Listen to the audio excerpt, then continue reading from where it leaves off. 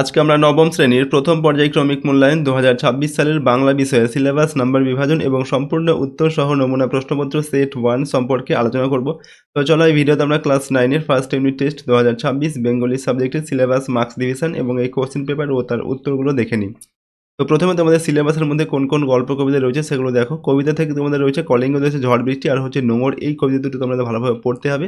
এরপর গদ্য থেকে রয়েছে ইলিয়াস আর দাম, আর নাটক রয়েছে ধীবর বৃত্তান্ত। ঠিক আছে, তো এইগুলো তোমাদের খুব ভালোভাবে পড়তে হবে, রিডিং পড়বে ভালোভাবে।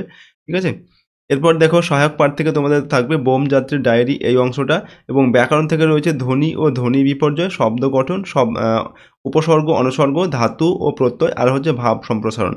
ঠিক আছে, এইগুলো তোমাদের রয়েছে প্রথম সামেটিভ ইভ্যালুয়েশন এর সিলেবাস। তো চলো আমরা এখন কোশ্চেন পেপার এবং তার উত্তরগুলো দেখে নিই, এবং এই প্রশ্নদের পিডিএফ ফাইল আমাদের সহজ লেসন অ্যাপের মধ্যে দেওয়া থাকবে। অ্যাপের লিঙ্ক ডেসক্রিপশন বক্সে রয়েছে, চাইলে তোমরা সেখান থেকে পেইড কোর্সের মধ্যে থেকে পিডিএফগুলোকে ডাউনলোড করে নিতে পারো। এখানে ভিডিওগুলো কিন্তু দেওয়া থাকবে। তো এবার দেখো এই কোশ্চেন পেপার এবং তার উত্তরগুলো। 1 নম্বর থেকে বলা হচ্ছে সঠিক উত্তরটি বেছে নিয়ে লেখো 1 × 7 = 7। এখানে 1 নম্বর থেকে রয়েছে জৈমিনী ছিলেন, দেখো অপশান দেওয়া আছে পরাশর মুনির শিষ্য, কর্ণ মুনির শিষ্য, দুর্বাসা মুনির শিষ্য, না বেদ ব্যাসের শিষ্য। তো এখানে বলা হচ্ছে জৈমিনী কে ছিলেন, জৈমিনী ছিলেন বেদ ব্যাসের শিষ্য। ঠিক আছে,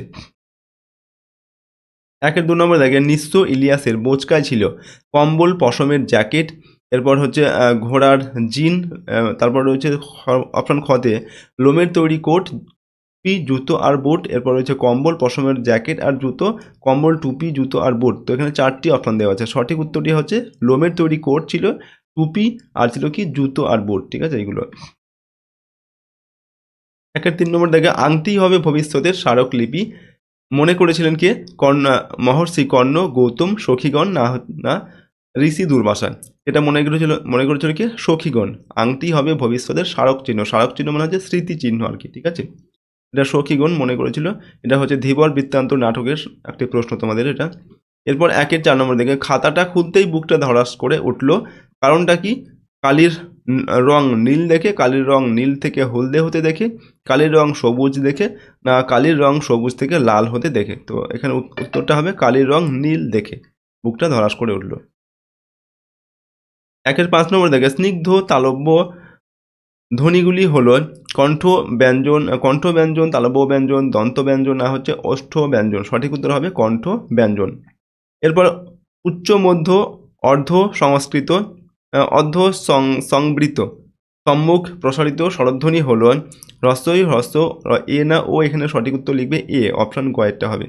এরপর 7 নম্বর হেজ্জা গেল ঘর, এখানে হেজ্জা শব্দটিতে ধ্বনি পরিবর্তনের যে নিয়ম কার্যকর হয়েছে সেটা অভিশ্রুতি, স্বরভক্তি, না ধ্বনি লোপ আর অপিনিহিতি দেওয়া যায়। সঠিক উত্তর হবে ঘয়েরটা, মানে অপশান ঘয়েরটা। ঠিক আছে, অপিনিহিতি হবে। এর পরের প্রশ্ন দেখবো আমরা 2 নম্বর দেখে কম বেশি 15টি শব্দের নিচে প্রশ্নগুলোর উত্তর লিখতে হবে 1 × 7 = 7, 1 × 7 = 7। তো 2-1 প্রশ্ন, পাড়ি দিতে দূর সিন্ধু পাড়ি দেওয়ার কারণ কি? তো এখানে আমরা উত্তর লিখব মুক্তির সন্ধান করা। পরের প্রশ্ন, সংস্কৃতকে সম্পূর্ণ ভাষা বলতে কারো কোনো আপত্তি থাকার কথা নয়, কেন একথা বলা হয়েছে? তো সংস্কৃত ভাষা নিজের প্রয়োজনে বিদেশি ভাষার সাহায্য অল্প নিয়েছে বলে সংস্কৃতকে স্বয়ংসম্পূর্ণ ভাষা বলতে কারোর কোনো আপত্তি থাকার কথা নয়। তাহলে নির্ভয়ে লিখতে পারি নির্ভয়তার কারণ কি? কারণ পত্রিকাটির পাঠক সংখ্যা খুব কম। এরপর ঋষি অপমানিত বোধ করলেন, অপমানিত হওয়ার কারণ কি? দেখো ঋষি দুর্বাসার আগমন শকুন্তলা না বুঝতে পারার জন্য, ঠিক আছে, ঋষি অপমানিত বোধ করেছিলেন। পরের প্রশ্ন হচ্ছে মধুর পবন বহিছে বাক্যটিতে যে ধ্বনিবদ্ধ শব্দটি আছে তা বিচ্ছেদ করো। সন্ধিবদ্ধ যে পদটা রয়েছে বাক্যের মধ্যে সেটা বিচ্ছেদ করতে হবে, সন্ধি বিচ্ছেদ করতে হবে।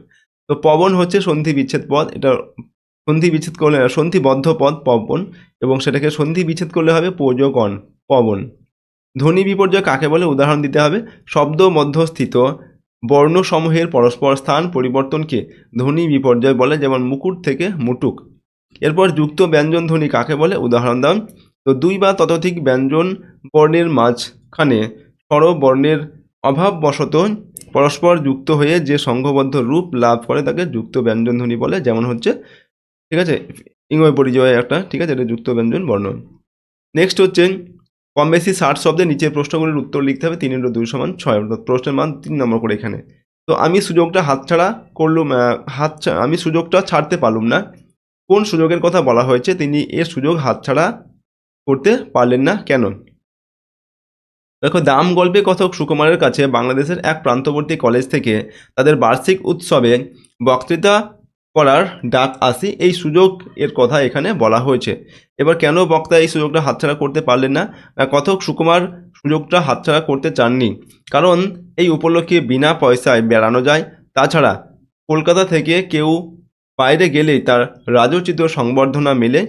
কথক কৌতুক করে বলেছেন, এখানকার চড়ুই পাখিও সেখানে রাজহংসের সম্মান পায়। এই প্রসঙ্গে তার আরও মতামত হলো, কলকাতা থেকে দূরত্ব যত বাড়বে, অতি সাধারণেরও অসাধারণ হয়ে ওঠার সুযোগ তত বেশি। নেক্সট, অথবা দিয়ে রয়েছে, সারা রাত মিছে দাঁড় টানি কে কোথায় এমন উক্তি করেছেন? এমন উক্তির কারণ কি? দেখো, অজিত দত্তের লেখা নোংর কবিতায় সুদূরে অবস্থিত সুন্দর স্বপ্নময় রূপকথার দেশের কল্পনা কবির মনকে প্রতি মুহূর্তে চঞ্চল করে তোলে, কিন্তু বাস্তবে সেখানে পৌঁছানো কবির পক্ষে কখনো সম্ভব নয়। তবুও কবির সুদূরের পিয়াসী মন অনেক আশা নিয়ে সারা রাত ধরে কল্পনার জাল বুনে চলে। কিন্তু সচেতন কবি জানেন, নোঙর গিয়েছে পড়ে তটের কিনারে, অর্থাৎ জীবনের নৌকা সংসারের দায়িত্বে বাধা পড়ে রয়েছে। সে নৌকা আর চলবে না, তাই সেই নৌকার তার টানার কোনো মানে হয় না। ওকে, এরপর দেখো পরের প্রশ্ন যেটা রয়েছে 3 2 নম্বরে, ধীবরকে রাজা মুক্তির নির্দেশ ও পারিতোষিক দেওয়ায় রক্ষীদ্বয় কী মন্তব্য করেছিল? তো ধীবরকে রাজা মুক্তির নির্দেশ ও পারিতোষিক দেওয়ায় দ্বিতীয় রক্ষী বলেছিল, এই জেলে জমের বাড়ি থেকে ফিরে এলো, এবং সূচক বলেছিল যে শুল থেকে নামিয়ে একেবারে হাতির পিঠে চড়িয়ে দেওয়া হলো।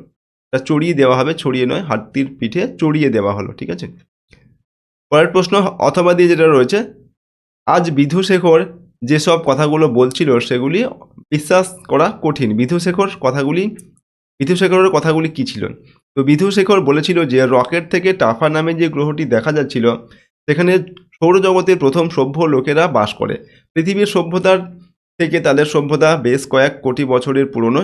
এখানকার প্রতিটি লোকই বৈজ্ঞানিক ও বুদ্ধিমান হওয়ায় তাদের খুব অসুবিধা হচ্ছে, তাই কয়েক বছর ধরে টাফাতে অন্যান্য গ্রহ থেকে কম বুদ্ধির লোকেদের নিয়ে আসা হচ্ছে।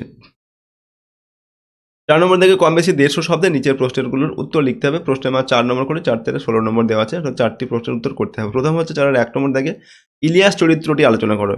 তো লিও তলস্তয় রচিত ইলিয়াস গল্পটির অন্যতম প্রধান চরিত্র হচ্ছে ইলিয়াস। তিনি জীবনের দুটি দিকই দেখেছেন, স্বাচ্ছন্দ্য এবং অভাব। গল্পে তার চরিত্রের যে দিকগুলি দেখা যায় সেগুলো হলো, প্রথম আমরা লিখছি পয়েন্ট করে পরিচয়। উফা প্রদেশে বসবাসকারী বাস্কির জনগোষ্ঠীভুক্ত ইলিয়াসের 2 পুত্র ও 1 কন্যা ছিল। স্ত্রীর নাম ছিল সামসেমাগি। জীবনের প্রথম দিকে আর্থিক সচ্ছলতা না থাকলেও পরবর্তীকালে অক্লান্ত পরিশ্রমে ইলিয়াস ধনী হয়ে ওঠে। আবার ভাগ্যদোষে জীবনের শেষ পর্যায়ে সে সমস্ত সম্পত্তি হারিয়ে ভাড়াটে মজুরের জীবন কাটাতে শুরু করে। এর পরের পয়েন্টে আমরা লিখছি কঠোর পরিশ্রমী এবং কর্মনিষ্ঠ। 35 বছরের অক্লান্ত পরিশ্রম এবং কর্মের প্রতি নিষ্ঠা থেকেই ইলিয়াস 200 ঘোড়া, 150 গরু মোষ, 1200 ভেড়া এবং বহু ভাড়াটে মজুরের মালিকে পরিণত হয়। শেষ জীবনে মজুরের কাজ করার সময়ও সে কঠোর পরিশ্রম করে মনিবকে তুষ্ট রাখত। এরপর হচ্ছে অতিথি পরায়ণ। ইলিয়াস ছিল অতিথি বৎসল। কুমিস, চা, শরবত, মাংস দিয়ে অতিথিদের যথাযথ আপ্যায়ন করত ইলিয়াস। তার অতিথি পরায়ণতার কথা স্মরণ করেই মোহাম্মদ শাহ তাকে শেষ জীবনে আশ্রয় দিয়েছিলেন। এরপর কঠোর অথচ কর্তব্য পরায়ণ। ইলিয়াস অত্যন্ত কঠোর ছিল বলেই ছোট পুত্র ও তার ঝগড়াটে স্ত্রী তার আদেশ অমান্য করায় তাদের বাড়ি থেকে বিতাড়িত করেছিল। কিন্তু সেই বিতাড়িত পুত্রকেই একটি বাড়ি এবং কিছু গৃহপালিত পশু দান করে সে তার কর্তব্য জ্ঞানেরও পরিচয় দিয়েছে। নেক্সট লিখছি সত্য দৃষ্টি। জীবনের শেষ পর্যায়ে সমস্ত সম্পত্তি ও সঞ্চয় হারিয়ে সর্বহারা হয়েও ইলিয়াস যেভাবে প্রকৃত সত্য ও সুখ উপলব্ধির কথা বলেছে তা সকলের কাছে দৃষ্টান্ত স্বরূপ ও শিক্ষণীয়।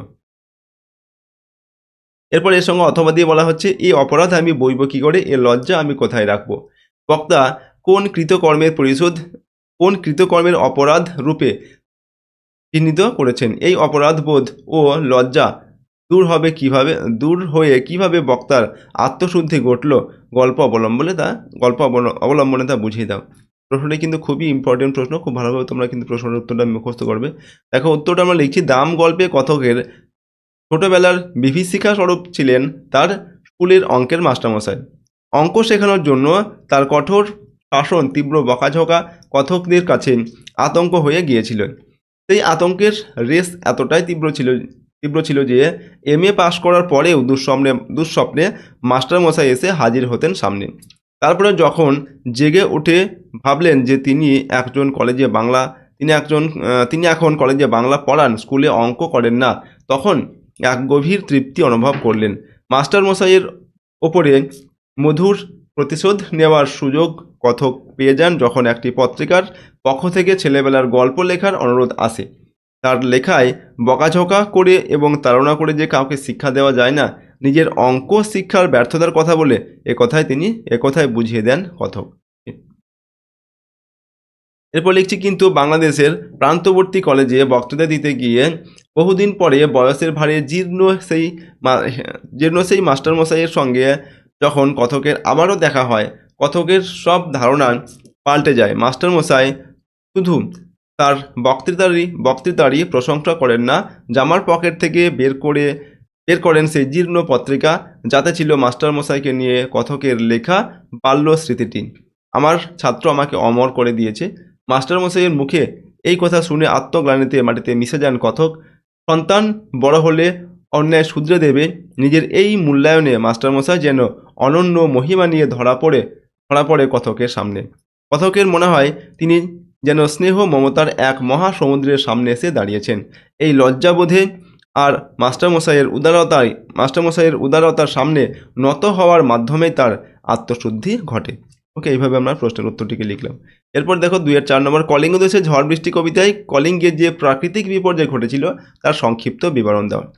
তো মুকুন্দ চক্রবর্তী রচিত চণ্ডীমঙ্গল কাব্যের আখেটিক খণ্ডের অন্তর্গত কলিঙ্গ দেশে ঝড় বৃষ্টি কাব্যাংশে দেবী চণ্ডী তার কৃপাধন্য ব্যাধ কালকেতুর তৈরি গুজরাট নগরে বসতি প্রতিষ্ঠার জন্য কলিঙ্গ দেশে প্লাবন ঘটান।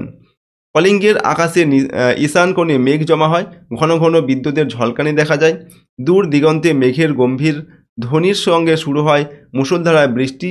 বিপদের আশঙ্কায় প্রজারা ঘর ছেড়ে দ্রুত পালাতে থাকে। ঝড়ের দাপটে শস্যক্ষেত এবং সবুজ গাছপালা নষ্ট হয়ে যায়।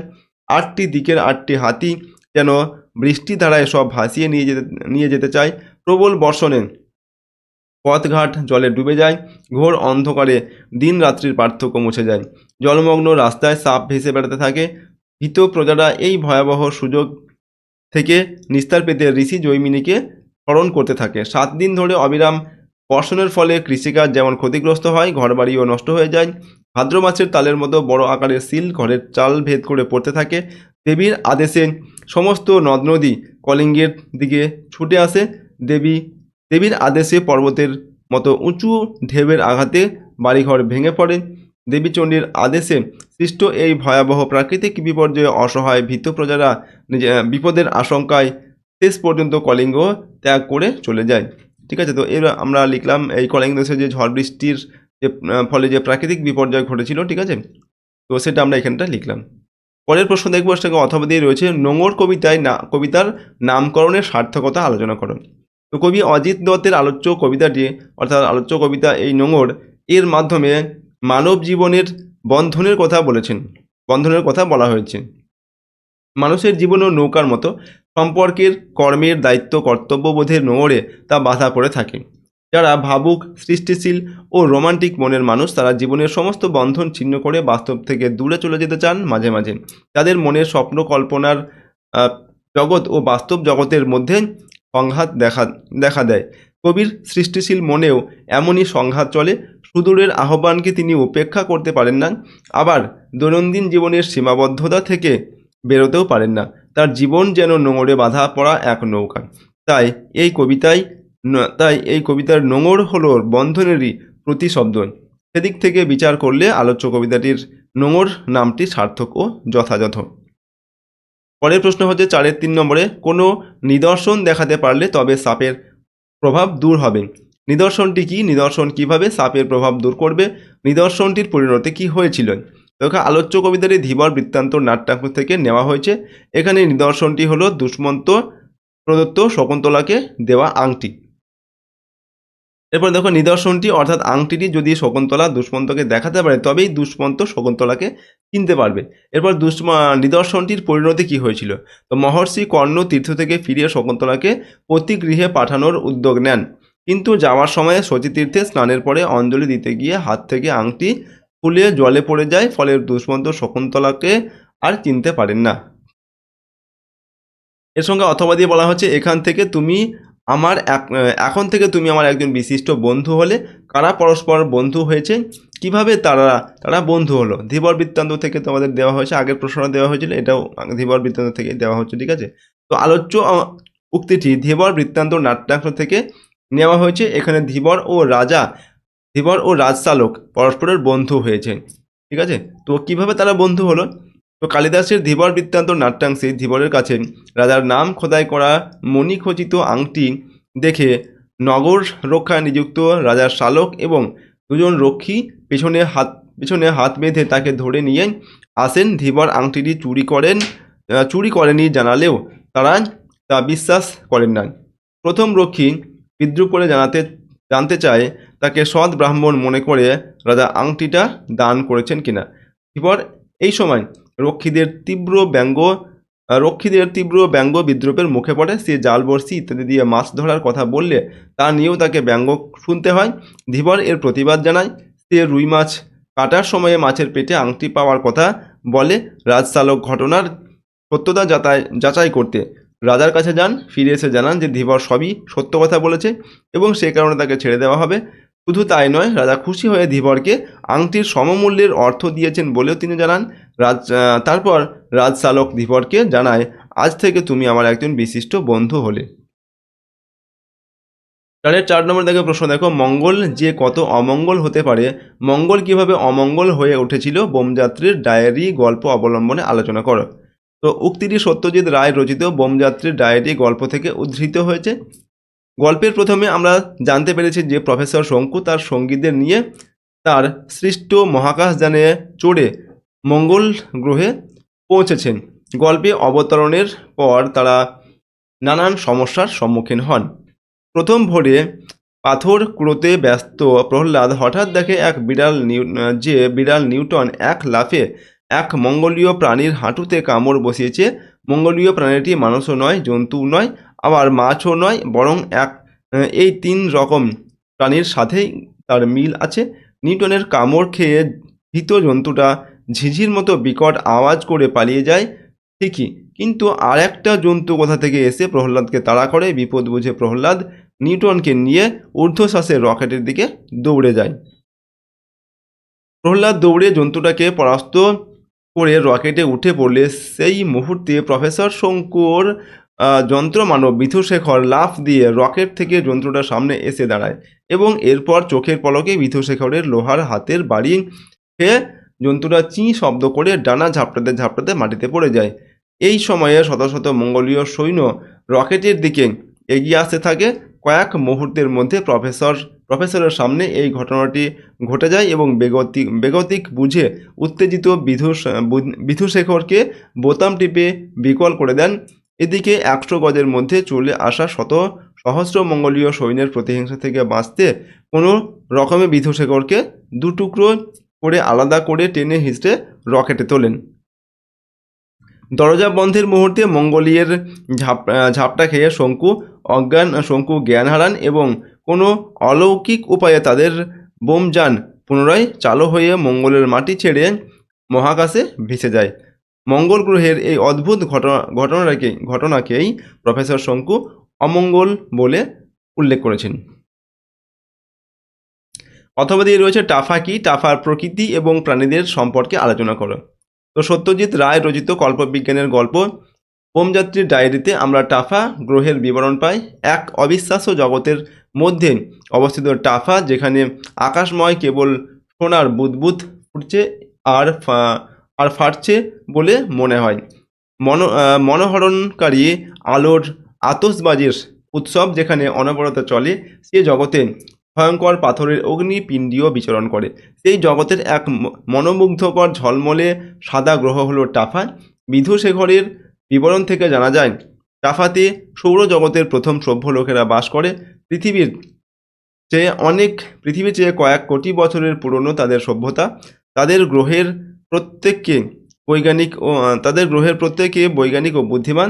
তাই টাফাবাসীদের প্রয়োজনে তারা অন্যান্য সব গ্রহ থেকে কম বুদ্ধি লোক বেছে টাফায় আনিয়ে বসবাস করাচ্ছে। কিন্তু টাফায় পৌঁছে প্রফেসর শঙ্কু বুঝতে পারেন যে বিষয়টা ঠিক তার উল্টো। অর্থাৎ টাফাবাসীরা মানুষের অবস্থার থেকে অনেকটাই পিছিয়ে আছে। টাফা বৃন্দরা আসলে অতিকায় পিঁপড়ে জাতীয়, বিরাট মাথা আর চোখ, কিন্তু সেই অনুপাতে হাত পা সরু। তাদের ঘরবাড়ি কিছু নেই, এমনকি সেখানে গাছপালাও নেই। এরা গর্ত দিয়ে মাটির মধ্যে ঢুকে যায় আর সেখানে বসবাস করে। তবে টাফাবৃন্দরা প্রফেসর ও তার সঙ্গীদের থাকবার জন্য যথাযথ আয়োজন করে। তাই টাফাতে প্রহ্লাদ, নিউটন, প্রফেসরের যত্নের কোনো অভাব হয় না। টাফাবাসীরা বাংলা ভাষাও জানে দেখে প্রফেসর বিস্মিত হন। নেক্সট 5 নম্বর দেখে কম বেশি 150 শব্দের নিচের একটি যে কোনো একটি প্রশ্নের উত্তর লিখতে হবে। প্রশ্নের মান 4 নম্বর দেওয়া আছে, নিচে যে কোনো একটি ভাব সম্প্রসারণ করতে হবে, ঠিক আছে। প্রশ্নের মান হচ্ছে 4 নম্বর। 5-এর 1-এর দাগে সবার ওপরে মানুষ সত্য, তাহার ওপরে নাই। ওকে, এটার ভাব সম্প্রসারণ করে লিখতে হবে। তো আমরা উত্তরটা লিখছি, দেখো, সবার ওপরে মানুষ সত্য, তাহার ওপরে নয়। অর্থাৎ এর মধ্যে এর অর্থটা কী রয়েছে সেটা লিখতে হবে। তো মানুষে অনেক ধরনের বিভেদ বৈষম্য থাকতে পারে, কিন্তু সামগ্রিক বিবেচনায় সবচেয়ে বড় সত্য হচ্ছে আমরা সবাই মানুষ। সব মানুষ একই সৃষ্টিকর্তার সৃষ্টির মধ্যে মানুষ সর্বশ্রেষ্ঠ। পৃথিবীর একই জল হাওয়ায় আমরা বেড়ে উঠি, আমাদের সবার রক্তের রং লাল। তাই মানুষ একে অন্যের ঘনিষ্ঠ আত্মীয়। ভৌগোলিকভাবে আমরা যে যেখানেই থাকি না কেন, অথবা আমরা যে যুগেরই মানুষ হই না কেন, আমাদের একটি পরিচয়, আমরা মানুষ। কখনো কখনো স্বার্থ সিদ্ধির জন্য আমরা জাত, কুল, ধর্ম, বর্ণের পার্থক্য তৈরি করে মানুষকে দূরে ঠেলে দিই। এক দল আরেক দলকে ঘৃণা করি, পরস্পর হানাহানিতে লিপ্ত হই। কিন্তু আমাদের উচিত সবাইকে ভ্রাতৃত্বের বন্ধনে আবদ্ধ রাখা, প্রত্যেককে মানুষ হিসাবে মর্যাদা দেওয়া এবং তার অধিকার সংরক্ষণে একনিষ্ঠ থাকা। মানুষের মধ্যে নারী পুরুষ, শিক্ষিত অশিক্ষিত, ধনী দরিদ্র, ব্রাহ্মণ শূদ্র, হিন্দু মুসলমান, বৌদ্ধ খ্রিস্টান, এমন ভাগাভাগি কখনোই কাম্য হতে পারে না। তাতে মানবতার অবমাননা করা হয়। সব ধর্ম, বর্ণ, গোত্রের মানুষকে মানুষ হিসেবে স্বীকৃতি দিয়ে বিশুদ্ধভাবে ভালোবাসতে পারলেই বিশ্বে প্রার্থিত সুখ ও সমৃদ্ধি প্রতিষ্ঠিত হবে। এটাই হচ্ছে সবার ওপরে মানুষ সত্য, তাহার ওপরে নয়। ঠিক আছে, এর যে ভাব সেটা আমরা লিখলাম, ভাব সম্প্রসারণ সেটা। এরপরে হচ্ছে 5-এর 2-এ স্বার্থ মগ্ন যে জন বিমুখ বৃহৎ জগৎ হতে, সে কখনো শেখেনি বাঁচিতে। এটারও আমাদের ভাব সম্প্রসারণ করে লিখতে হবে। তো আমরা লিখছি, দেখো, সবাই ঠিক মতো বাঁচতে জানে না। বাঁচা মানে কেবল টিকে থাকা নয়। পশুদের বেঁচে থাকার সঙ্গে মানুষের বেঁচে থাকার পার্থক্য রয়েছে। বেশিরভাগ মানুষ নিজের স্বার্থ চরিতার্থ হলেই খুশি। নিজের খাওয়া, নিজের পড়া এবং নিজের সুখের সীমিত গণ্ডির ভিতরেই তারা বেঁচে থাকতে অভ্যস্ত। বলা বাহুল্য এটি বাঁচা নয়। আমাদের পরিবার পরিজনের বাইরে যে বৃহৎ জগৎ রয়েছে, তাদের সঙ্গে নিজেকে মেলাতে হবে। তাদের সুখ দুঃখ ভালো মন্দের সঙ্গে নিজেকে সামিল করা দরকার, নতুবা বাঁচার সুখ পাওয়া যায় না। ব্যক্তি স্বার্থের সঙ্গে বিশ্ব স্বার্থের গড়মিল প্রচুর। ব্যক্তি স্বার্থের গণ্ডি কেটে বেরিয়ে না আসতে পারলে বিশ্ব স্বার্থের সঙ্গে যোগ সম্ভব হয় না। প্রেম ও ভালোবাসার মধ্যে দিয়ে গড়ে ওঠে নতুনতার সম্পর্ক। স্বার্থপর ব্যক্তিরা যারা বৃহৎ জগতের দিকে পিছন ফিরে বসে আছেন, তারা বাঁচতে শেখেনি। তো এইভাবে আমরা এইটাকে লিখলাম, স্বার্থমগ্ন যেজন বিমুখ বৃহৎ জগৎ হতে, সে কখনো শেখেনি বাঁচিতে। এর ভাব সম্প্রসারণ। তো দেখো, আজকে আমরা তোমাদের ক্লাস 9-এর ফার্স্ট সামেটিভ ইভ্যালুয়েশন অর্থাৎ প্রথম পর্যায়ক্রমিক মূল্যায়ন 2026 সালের বাংলা বিষয়ের সিলেবাস নাম্বার বিভাজন এবং একটি নমুনা প্রশ্নপত্র সেট 1-এর সম্পূর্ণ উত্তর নিয়ে আলোচনা করলাম। এটা 1 নম্বর সেট তোমাদের সামনে দিলাম। এরপর আরও কয়েকটি সেট দেওয়া হবে। প্রতিটা সেট তোমরা ভালোভাবে প্র্যাকটিস করবে, তাহলে কিন্তু তোমাদের প্রথম পর্যায়ক্রমিক মূল্যায়নের সমস্ত প্রশ্ন তোমরা কিন্তু এই সেটগুলোর মধ্যে থেকেই কমন পাবে, ঠিক আছে।